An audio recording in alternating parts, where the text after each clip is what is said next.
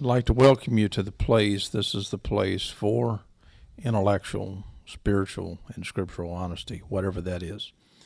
And we are working towards having a conversation that is through the use or the means of Google Hangouts. Now, this is my show, and I chose to do this as an experiment to see how it would perform, actually to make a show out of it, possibly at another time, but we're going to do this for several weeks as a series, and I think it's working well, but since we're running approximately 10 minutes late, I'm not going to tie up a lot of time beforehand before we get into the design of this show. But at the end of the show, I will have my input, but during the Google Hangout, I probably won't say anything, but I can't promise that I won't say anything. I'm just going to be there in a sense. Can you please promise that you won't say anything? No, but I'll try not to say anything. Okay. But tonight we are going to deal with the question, are theists living a lie? And I think that's a very, very good question. I am very concerned about so many people that is in the theistic camp that think that they are living actually in truth.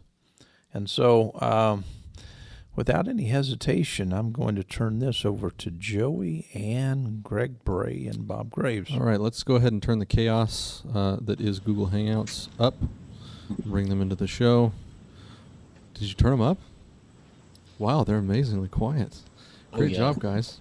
All right, so let's begin this discussion. Are theists living a lie? And I think, Greg, I'm going to let you speak in just a moment, but I just want to start by saying that we should qualify. I think that we should have a discussion concerning all theists, and then we should break it down from there. What do you think?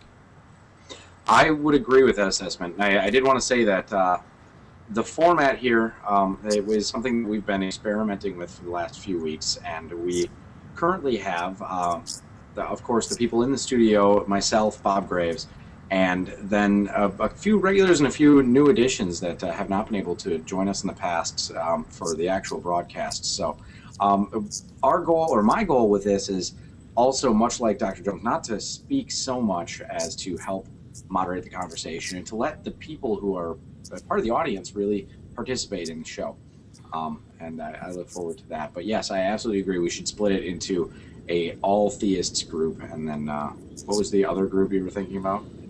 Well, from there we're going to break it down. I certainly am a theist, and I'm going to I will allow you to abuse me for only so long. At which point I'm going to ask that we break that category up a little bit, but because I think I can defend my position. However, I noticed that we have at least a couple of new faces in there. Are they brave enough to introduce themselves? Christian, you want to go first since you tried last week? Sure. All right. Good evening, gentlemen and ladies and gentlemen. Thank you for having me, and I consider myself a theist. I'll go into that a bit further as the show goes along, but I currently live in Cleveland, Ohio, originally from New York. My background is in chemistry and physics. Right now I'm studying for a master's in health physics, but I'm very interested in the interaction between religion, philosophy, and science, and I really love this show that Dr. Jones has put together over the past year or so. I've been following it recently, so thank you for having me this evening. It's a pleasure to be here with you guys. Greg, I don't understand why you allowed Christian to introduce himself. I already think of him as a member of the New Covenant group, not as a new face. I was talking about the actual new faces in our hangout. I'm just kidding, Christian. Just kidding. Who's the young lady who's joined us this evening? Hi. My name's Alexa. I'm from Long Island, New York, but I currently go to Lawrence University in Appleton, Wisconsin, and I am the president and founder of my school's Secular Student Alliance. We're called Cthulhu, and it stands for Critical Thinkers Humanists and Unbelievers at Lawrence University. So that was started this year, and I'm a very passionate secular humanist. I consider myself an atheist, and I actually met Greg today. We both attended the evolution. I think she is locked up just a little bit. Let's give it just another moment to see if we'll catch up. Talk at Fox Valley Tech with Dan Barker and Brian Young, and we talked, and it was a great debate, and he told me about this. So wait, what? You locked up for just a moment, but you have caught up, and now you're back with us, and we Yeah. caught at least 85% of what you said. And I'd like to say that I love your poster. Can we show that again? Nothing stands in the way of the atheists. Yep. Very nice. Oh, thanks. Am I caught up now? Yes, can you you are. hear us? You are. Yeah, here. It's a parody movie poster. It says, mind-controlled baby-eating monsters, hell-bent on destroying family values. Nothing stands in the way of the atheists. So. Very nice. I like it. I thought it was pretty funny. Okay, love it. I think we are all caught up with Thanks. our new participants. Let's begin the discussion. Are theists living a lie? Who wants to go first? Well, All right, go ahead, Chris. Oh, hold on. What? Who's speaking? Daryl. It's me in Texas. Yes, we also have Daryl with us from our Texas studios. Sorry, Daryl, you weren't a new face, so I didn't bring you in. But yeah, Not in case at all. did you want to go first? Sure. Okay. I don't really figure I'll have a lot to say, at least not to start off. And so Are you living a lie, Daryl? I figure I probably am to some degree or another. When you say a lie, that was my first comment was, are we talking about just one or So a life full of lies? very good. Interesting question. To some degree or another that. And the statement that I would like to make, just to kind of go out there, is to me that should be a major goal in life, if not the number one goal in our lives, is to determine that we're living, or how we're living, or whatever we're living, however you want to put it. How much of that is a lie, and what is truth? And I know for me that is my number one pursuit in life. I don't want to leave this place having lived most of my life in something that wasn't true. So Sure. I think that's kind of the basis for the New Covenant group. And so that's why we're all here, and hopefully we can come to some good conclusions together. I think that's a great comment, and it presents some interesting questions. Number one, are we just talking about one lie or many lies? Of course, we're using a figure of speech to represent many lies. But I think the really good point that you kind of implied there is when we say, are theists living a lie, are we asking, are they living a deliberate lie, or are they self-deceived, whether it be an allowance, are they allowing themselves to be self-deceived, or are they self-deceived and they have no clue? Greg, why don't you lob it to someone in the Hangouts there? Oh, I don't know. Let's see what. Well, Christian, what do you have to say on this? Sure. Thanks, Greg. Well, I mean, the question is interesting, of course, but I come at it, first of all, from a chemistry/physics perspective. When you say theists, of course, I think of it as a spectrum.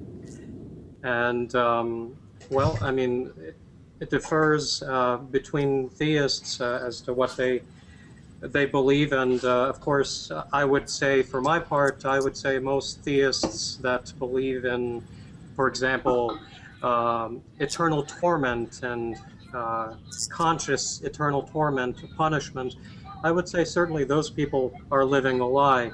But those theists who believe that we're all included in the unconditional love of God, without exception, at least eventually. I think we are starting to see things which many theists, especially within the Christian camp, have not seen for many centuries. Of course, there have been people now and then that have seen it, But it just depends. I mean, it's a spectrum that we're talking about when we say theists. And when you say lie, I mean, of course, you have to juxtapose that with truth. What is truth? I mean, truth can have many facets to it, of course, scientific, philosophical, metaphysical, I mean, emotional even. I mean, there are many facets to truth, and therefore lie would be negating what is truth, but it's very hard to say yes or no. I mean, it really depends, of course. That's what I'm trying to say. What type of theist? I mean, Albert Einstein was a pantheist. He believed in the god of Baruch de Spinoza from Holland during the Middle Ages. That god that Einstein and Baruch de Spinoza believed in was a sort of a force, not a personal god like most Christians, Jews, and Muslims believe, but an entity which sort of has a intelligent mind, so to speak, but it's not embodied. Anyway, that's how I'd like to start off. I've forgotten. I apologize. I'm horrible with names. I've forgotten the name of the Alexa. Alexa, would you like to Hi. chime in? So the question is, are theists living a lie? Right? Right. Yes, you're welcome to respond to the question itself or to the person who spoke before you, or any person who spoke before you. But we give you a couple minutes to talk, and we will cut you off if you get too wordy, and that's mainly a warning to Bob.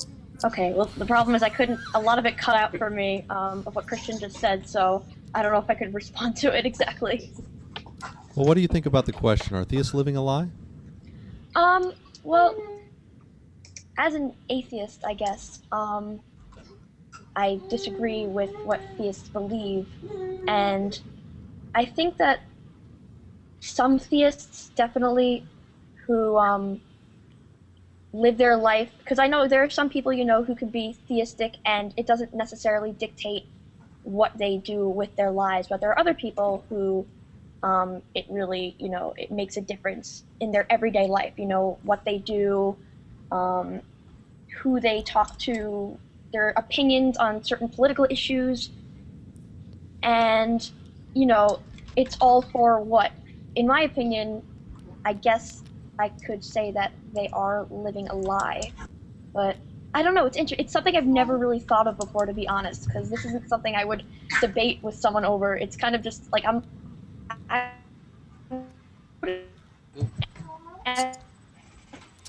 Alexa, I'm sorry, you've frozen up on us again. Yeah, her connection has fallen off again. Let's turn it over to Bob. Bob, what do you think? I think it's really a question of degree, because I think that your all whole life is a lie, because that just seems like, whoa. Yeah, Alexa's just catching up here. Let's give her just a moment. I don't know. Sorry, Alexa. we can. You were cut off for a moment. Yeah, you fell off there for a minute. I'm sorry. It appears that your internet connection is a little Can you weak, hear but me? yes, I can hear you now. Sorry, you cut out there for a moment. Sorry, my school's internet is horrible. I'm so sorry. No, that's okay. But let's hand it over to Bob. Bob, let's hear from you. Yeah, I think it's a matter of degree, but I think that all people live in a lie, and the lie is a self-seduced, inevitable experience, because we all give into perception, and that's all we have. I think that the absolute... Sorry, hang on just a moment, Bob. Christian, can you mute your mic? It appears that Greg can't do that. Yeah. Okay, go ahead, Bob. The absolute truth of the universe is something that only the universe has access to, and I think that the scientific method certainly helps us to discover more of it in a very verifiable manner. But I think that we all live in a perception that is biased by a great number of things, but to the degree that we take our perception so validly serious, we can live in that lie. Or we can realize that we're all in a process of discovery, and we only have a glimpse of it. I think that we can be honest about the lack of certainty that we deal with, and so in that sense, I think that that's not living in the lie. That's just living in the prison of perception. And I think that theists, more so than non-theists, lean hard into their perception to validate it in spite of anything else that could perhaps counteract it. Very good.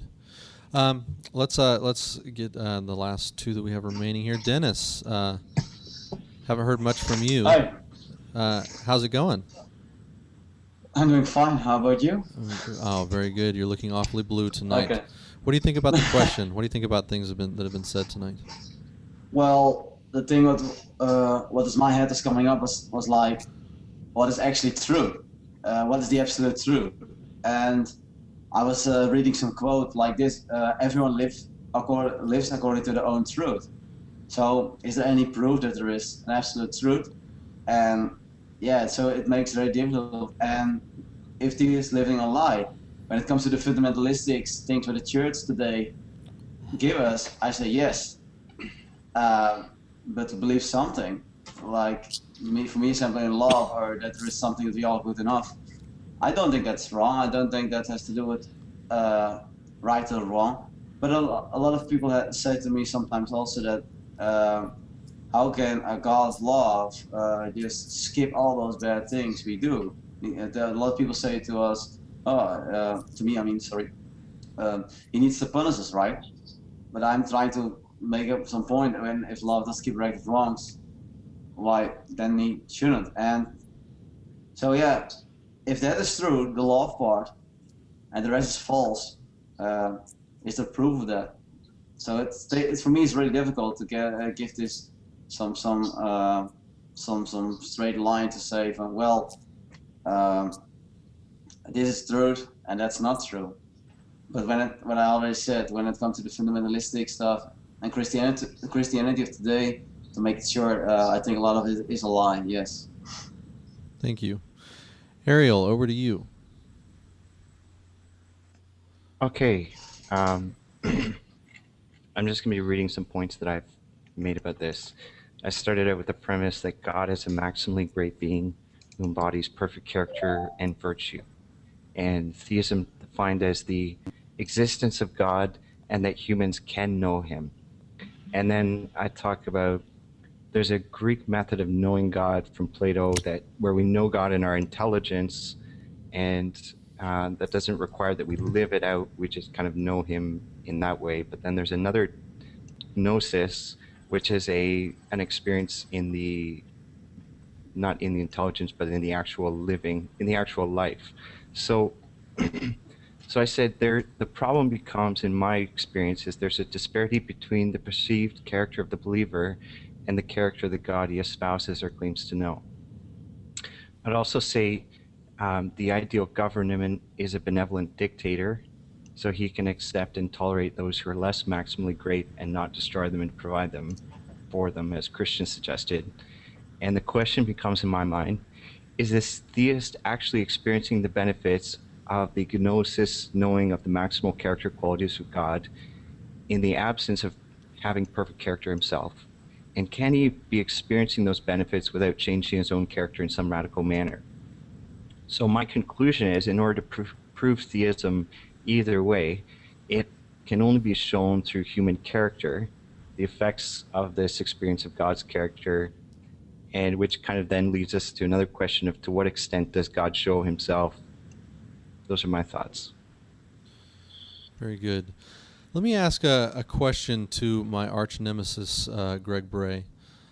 Greg, you do not believe in an intelligent creator because you find no evidence of it. You've experienced no evidence to lead you to any other conclusion. Is that correct?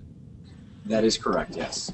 What would you say to someone who claims to have had a subjective experience in which they have encountered or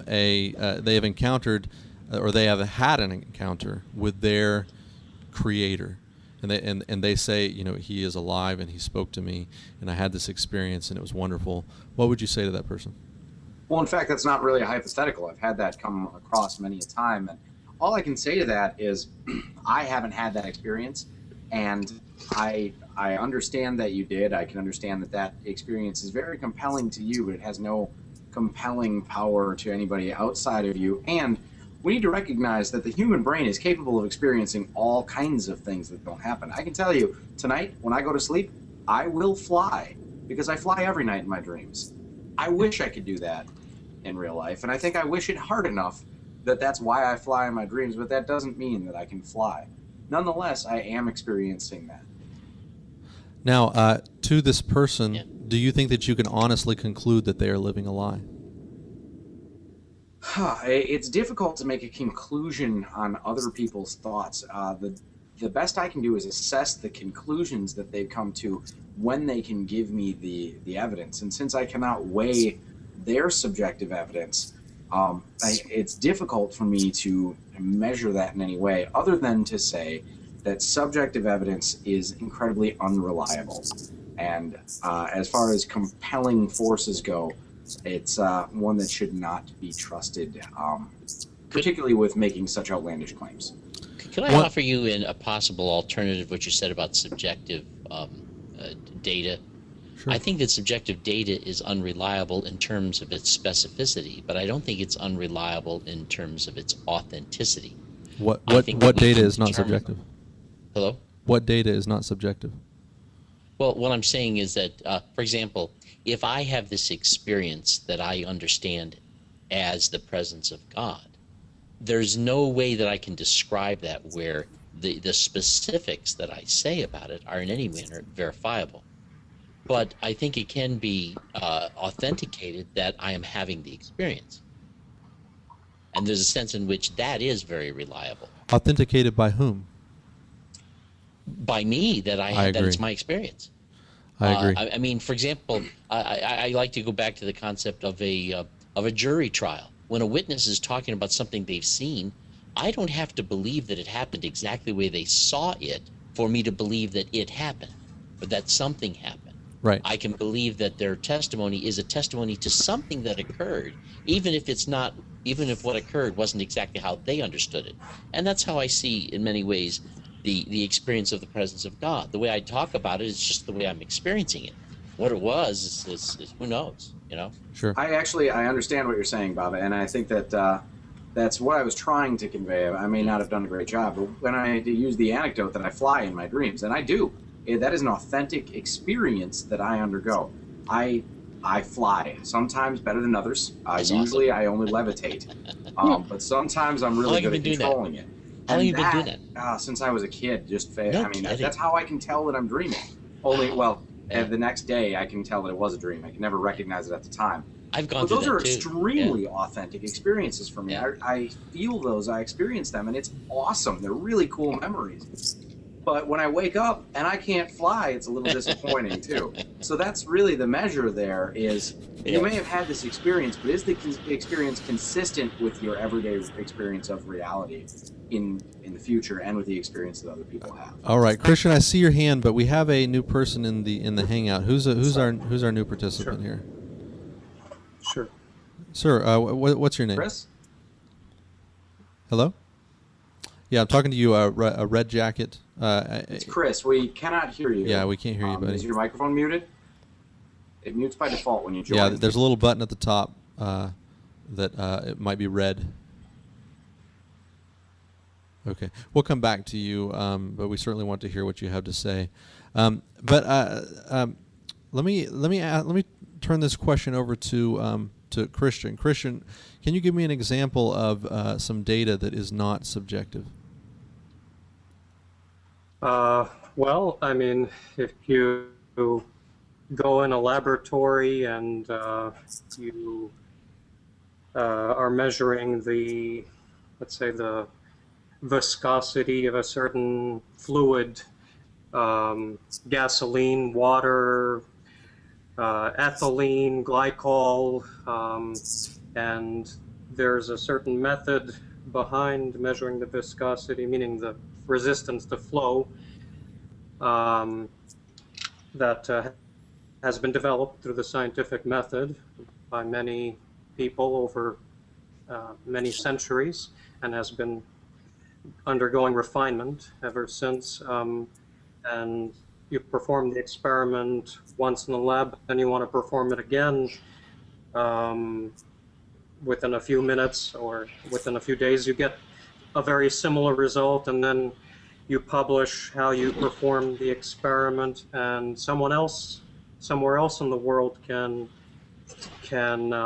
perform that experiment and should be able to get very similar data based on the method used in the laboratory for finding the viscosity of a certain set of fluids. I just gave one example, but Sure. yeah. Now, see, I would argue that that is not that does not escape the subjective experience. I would argue that the scientific method is an effort to get everyone involved to have an identical subjective experience, and it is only when you can turn to another person and say they had this experience. It's at that point that it becomes somewhat objective, because you're talking about an experience that someone else beside yourself had. What do you think, Greg? Greg, I'm going to turn that over to you. I'm sorry, I got distracted. And you're actually Were you dreaming about flying? ADHD. Yeah. No, I was trying to figure out how we can get Chris to work here and looking. So I right. just had. All right, Ariel, why don't you jump in? Well, we can't let Okay, Alexa, well- the other atheist, take that one. Sure, absolutely. Alexa, what do you think about my ramblings? Wait, what were you just saying? I s- Apparently, neither of us paid attention to you, Ariel. I'm not that interesting. Sorry, I was caught off guard. The apparently subjective nature of when two scientists observe the same thing, it becomes objective only when they both have the same subjective experience of the measurement. So isn't there a sense in which that's not really objective data? It's just something they agree upon. And I'm not arguing that the scientific method isn't good. What I'm arguing is that everybody has a subjective experience. When you measure that liquid, when you use the scientific instruments, your perception of that is subjective. It may be correct, it may be incorrect. It is through the scientific method that we try to bring our subjective experiences into an identical experience. It is not as though that scientific method is in and of itself objective. It is actually subjective. Correct. So it kind I of agree. gets us all on the same page then? Right. Saying? Right. But don't we have instruments that make their measurements based upon, it's something that counts atomic particles? The Geiger There's a sense- counter. Yeah, there's a sense in which we have axiomatically agreed upon the fact that it's just necessary to accept the validity of what it is we're doing, because it's just inconceivable that it'd be anything other than what it is. And when the measurement is made by an instrument that operates according to the best we understand the laws of physics, I think that we created that instrument through a very subjective approach to it, but the instrument itself then takes on at least a significant layer of independence. Certainly, but then we also have to read that instrument. Right. Or the instrument may record the data for itself, and we just see the data. Well, in the end, there is always going to be a human observer or a human element to this for humans to be involved at all. I think that's tautological in that respect. That way, I mean, if humans are going to make decisions, it is inevitably a human decision to make. So it's, I mean, to say that our experiences are subjective because we have to interpret it is a recognition of the weakness that we as humans have. But that's where we need to rely on the consistency that we have between each other. And that's, as I appealed earlier when talking about consistency between my non-ability to fly at the moment versus my ability to fly when I'm sleeping, it tells me that when I'm flying in my dreams, that's not reality, because I can't do that right now. Now, I guess there's the option that I could be actually able to fly and just can't do it when I'm awake. I don't know. But the subjective experience that we have is the best we've got, and we have to look at consistency within our own and between each other's for us to understand. Because, I mean, I think we can all agree that there is a reality out there, and that Sure. we're all interpreting that reality the best that Sure. we can. and pooling our resources is the best way to do that. And I agree with you. And let me be very transparent about where I'm going. I'm not trying to throw in trickery or doubt here. What I'm saying is I agree with you, but I believe that it ultimately begins with a subjective experience. And when there are 1,000 people who see a piece of wood and they say that piece of wood is there, it doesn't mean that that objectively it's there. It means 1,000 people subjectively agree that that piece of wood is there. So if there is one person who has had an encounter with their creator and they say, I have had that encounter, it doesn't mean that they're lying. That's my statement. But it also does not mean that we can verify what they have experienced. I have a question. Go ahead, Daryl. My question would be, what about things that we aren't able to measure, haven't found an instrument or a tool yet to determine the depth of it, determine where it may be coming from? And I would suppose that there may be some, maybe everyone might know where I'm going with this, but just for example, take a theist such as myself, an atheist, we'll use Greg for an example.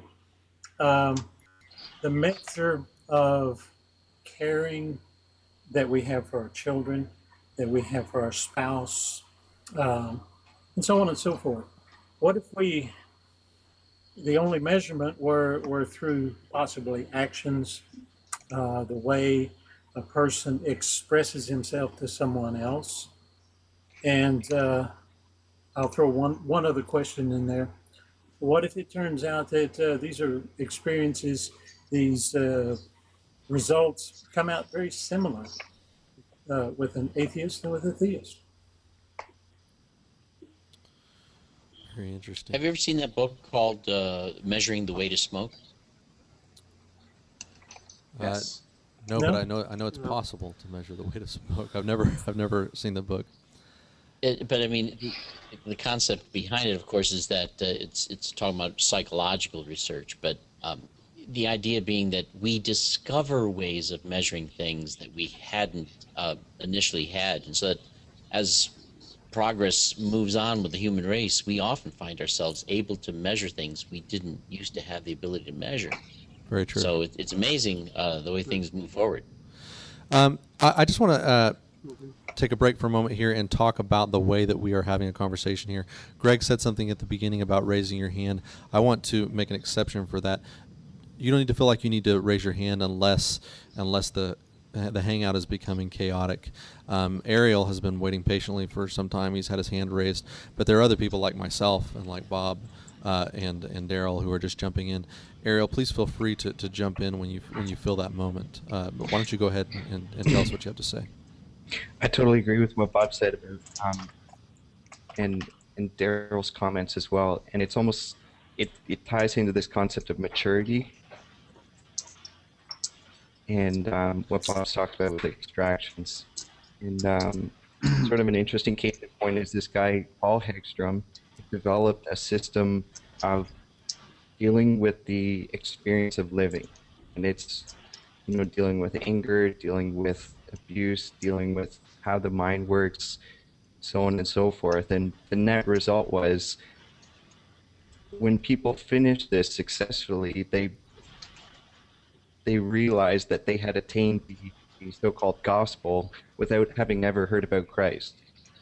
They reached maturity. Interesting. So that's.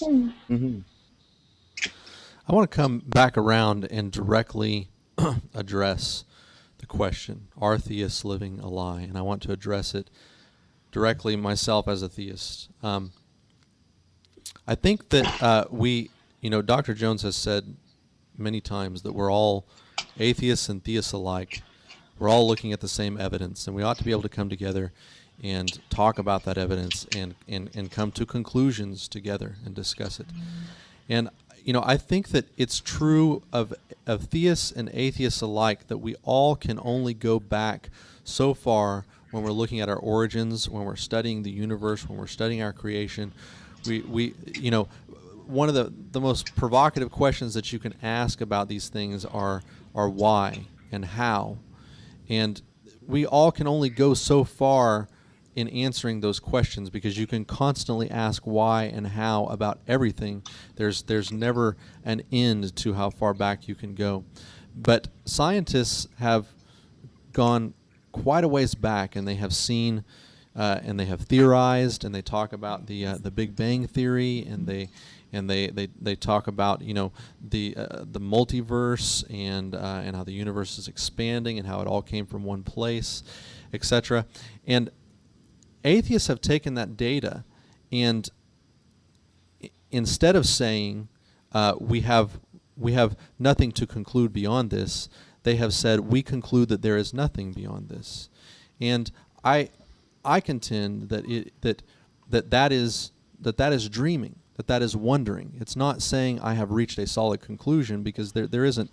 You have not yet put your hands on the evidence. And likewise with theists, we go back to, you know, some of us go back further than others, but some theists try to go as far back as science can lead us, and at that point we say there is a creator beyond that. There is an intelligent force, something really smart must have put this universe together, because it is awesome, and it's hard for me to imagine how it came together randomly. And at that point, I think that for the most part, theists are dreaming. It's not that we are lying. It is that we are trying to dream and wonder what is beyond the point at which we can't conclude. And that's my statement. I'm going to stop there. Anybody else want to jump in? Alexa, you want to take that one? Or? Yeah. Well, is it okay? Can you guys hear me all right? Yeah, sure. I can hear you. Okay. Mm-hmm. Well, I see what you mean when you say that it is like dreaming, you know, wondering what is beyond this world in the metaphysical sense. But as I said before, there's a difference between, I guess, wondering, and then, you know, you can wonder and you can think, but then you can also like come up with a conclusion, whatever it may be, if you believe in God or not, and you apply that to the way you live your life. It's not just, you know, something you think about, like Greg was talking about, you know, he dreams that he flies, but he knows that he doesn't in real life, and he would never, you know, like assume that he could, like, wow, in my dreams I can fly, then I'm going to go fly this building. Like, no. We all wish that were so. Real life. What? I said we all wish that were so. Oh, well, yes, Greg, I know. have you ever watched that show Awake? No, I have not. Oh, it's a show where by this guy, every time he falls asleep, he wakes up in a different world.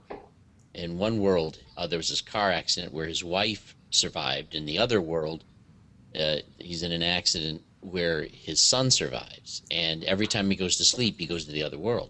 So, I remember seeing a preview for that. Yeah. I've not seen it. Maybe you do fly in another universe, and you just only in this one think you were dreaming. That's true. You'd think I'd be more consistent with my ability to control it if that was the case. You know, Well, that's just the veil of the dream. Alexa, where I thought you were going with that, Alexa, is I thought that you were going to say it's one thing to dream, and it's another thing to take those unverifiable conclusions and try to force them on other people. At which point I was fully on board. But when you said that it's another thing to draw these conclusions and live your life upon them, I would throw it back at you and ask you, don't you think when atheists conclude that there is nothing and they make that conclusion, don't you think that they're also living their life based upon that conclusion? Well, yes, I do, because this is, well, I mean, maybe I'm thinking of it in a different way, where, you know, the fact that I'm an atheist is one thing, but the fact that I am an atheist who, I'm open about it, and I'm also, you know, I make decisions based on the fact that, or at least based on my opinion that there's no God. So, I mean, maybe it just depends on how. I'm not sure exactly where I'm going with this, to be honest. would it be more accurate to say you're an agnostic atheist? Well, Using I was hoping agnostic you were in going to go terms with of this that one. You said that you just don't earlier have- today. Yeah, you don't have necessarily a certainty about it, but if you had to risk it, you're an atheist. wasn't that pretty much what all atheists are? At least, well, I mean, that's what I thought. That atheists aren't like 100% sure there's no God, Some are. but there's no evidence or not enough evidence, in my opinion, and other atheists' Yeah. opinions, to believe that there was a God. I think there are lots of atheists who believe in their mind 100% that there is no God, I think that being an atheist and being a theist, I think that they're both positions that can be respected.